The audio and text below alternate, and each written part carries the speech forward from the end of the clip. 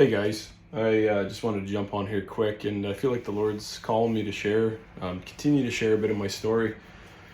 A few things that I feel really called to, So I'll start from the basis of like junior high, and then into senior high. God was doing some great stuff in my life, and then I walked away. I wanted to do what everyone else was doing and get into partying. I guess the big thing would be the natural progression of the drugs and alcohol, how quickly they took a hold of my life.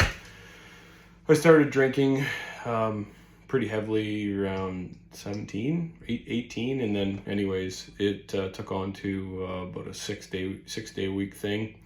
The drugs as well. Started out with weed, obviously, and then went to ecstasy and cocaine, and then crack cocaine. Oxycontins would be my final thing before the Lord rescued me. But just to share a bit about my story.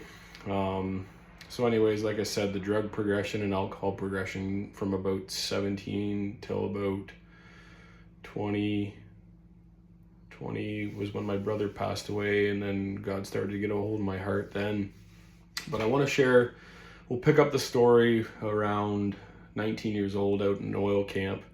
I had smoked a bunch of crack cocaine there's this fella in camp, and my brother was always a good kind of discerner of people, and my brother did not have a good sense about this one guy out there. And maybe today he's saved, but back in the day I think he was a bit of a devil.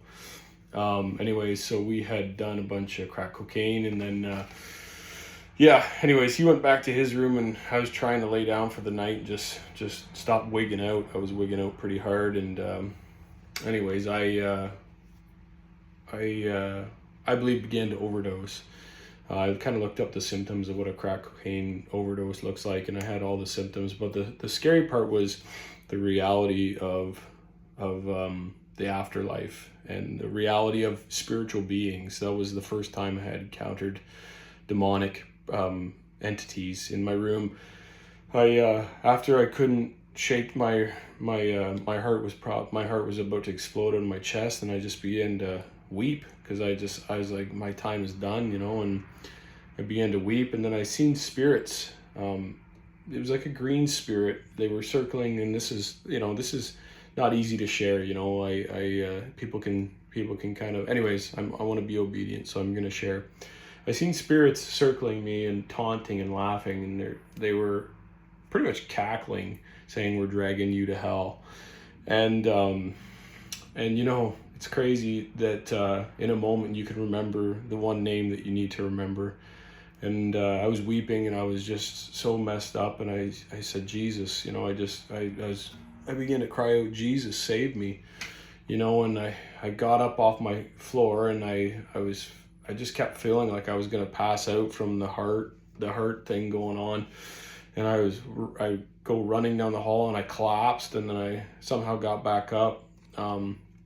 And then I got to a buddy's room, and then I think he called, there was a medic staff in camp, and they rushed me into I guess you'd call it the camp ER, and they pumped they got me on oxygen, and they pumped some kind of liquid into like IV. So it saved my life. But the freaky part was that the near-death experience and just the demonic visitations. It didn't stop there. That was the beginning, as I started to move closer to Jesus, the demonic began to really rear its ugly head in my life. I always say that you never know how much you're a slave to something until you try to leave. And I tried to leave the life of dysfunction, the life of drugs, alcohol, and just wild partying behind me. And the devil or his demons weren't happy about that. So I got booted out of camp for drunkenness, and then I got sent home. Best thing for me, but I was losing my mind. I knew that I had to get off the drugs and the alcohol, but Satan began to mess with my mind through ideas of suicide. I would be on rooftops, hanging out with buddies, and I would just hear voices like, like, don't go near the edge, you'll jump off. I would hear voices like that. And then this is the part that I feel really led to share, because I want to be obedient and I feel like God's calling me. But I began to be attacked mentally in my mind over gender and sexuality. And, I began to really start to lose my mind, and I didn't really understand where these attacks were coming from. Because my whole life, I was attracted to women, and my whole life I've known I'm a guy. So these two attacks came into my mind, and it was like a barrage. Like, as I began to move closer to Jesus, this barrage of mental attack came on. And some people say, well, if you always knew you were attracted to women and that you were a guy, then how did these attacks happen? Well, Satan reminded me, and this is what he does.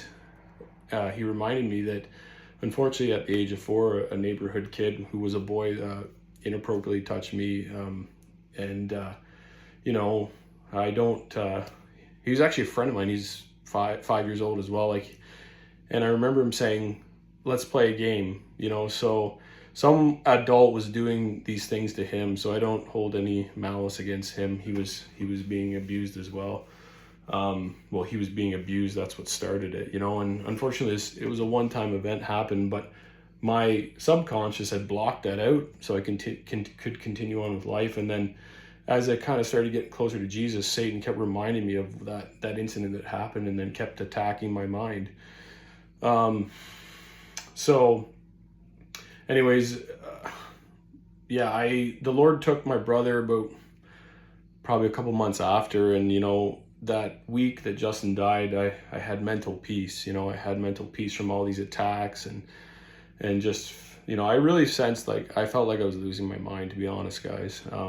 I was trying to get off drugs, trying to get off alcohol, and I just felt like I was losing my mind. And that week, God showed up.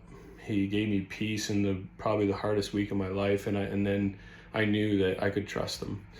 So anyways, I began to attend Celebrate Recovery at the one church, and began to work through drugs and alcohol and all these issues of dysfunctional life. But unfortunately, Satan kept reminding me of what happened at 4 years old. And it eventually led to, and this is where the story it's the climatic part, but it gets good. This is where I met Jesus face to face. I don't know. I try to I got off everything through recovery. Recovery's good. But I went about things religiously. I thought if I can get rid of the booze and the drugs and porn and sleeping around, that I can somehow return back to sanity, because, so I did all this, did a checklist, did all this stuff. And then I didn't have any peace. I still was, felt like I was losing my mind, and I decided I didn't want to live anymore, and because I couldn't forgive myself, and I was constantly attacked and reminded of what happened at 4 years old. That's the problem, guys, that when kids, stuff happens to them, like these matters, where they're inappropriately touched or whatever, that they blame themselves, and it stays with them for a lifetime. But here's the great part, so I was going to take my life.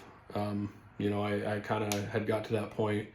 And then that one Good Friday, a friend reached out and said, hey, why don't you come to a Good Friday service? And I was like, all hell was fighting me. I was like, okay, I'll come. But then in 30 times I decided, yes, no, yes, no. All hell was coming against me. And so I decided to go, and I'm sitting there and I'm having these active thoughts in my head, like, am I ever going to be able to, forgive myself for, I wasn't no angel either. I had stole from people. I had hurt people. I had, there was multiple women in my life, not at the same time, that I had used, and it was consensual, but it was, I knew that I should have loved each of them better and not used them like I did. But I was just a broken person, so I I just was so reminded of all the bad stuff that I had done and stuff that had been done to me. And I just had this idea that I was never I could never be fixed, you know, and I was just a walking time bomb, you know. And that's where Jesus met me. These ladies were singing How Deep the Father's Love, and Jesus, they were playing the Passion of the Christ where he was nailed to the cross, and then in a vision he looked up to me and said, "This is what I died for. I died for you, Jamie." And you know, in that moment, in that second with Christ, I was set free. Like I had in that moment I was healed. You know, I had freedom from all the bad stuff that I had done, that was done to me, that I had thought, that I had, you know, all the attacks, they were done. Jesus had stepped into my chasm. He had crossed the barrier.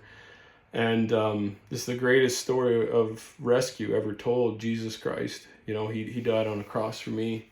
And I just wanted to be obedient and share my story, you know. I feel like being a huge advocate for kids, you know, kids that have been abused. And I just wanted to tell them that Jesus can heal your hearts and heal your minds. And that the devil would love nothing more than to keep you bound and trapped and believe that it's your fault. Because that's what he told me, it was my fault. That's probably why I drank so much and did so much drugs. Just a broken person. So I just wanted to share my story, guys, and be obedient. So take care, guys. Have a great night. Jesus is the answer. If you feel like you can't go on, Jesus.